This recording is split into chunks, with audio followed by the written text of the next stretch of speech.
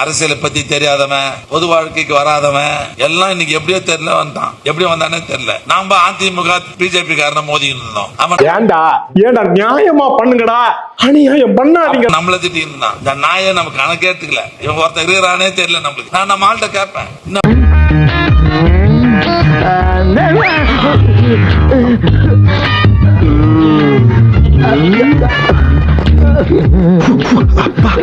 என்ன சார்பு போட்டா பலாப்பழ மாதிரி பழக்கம் போல் இருக்கேன்.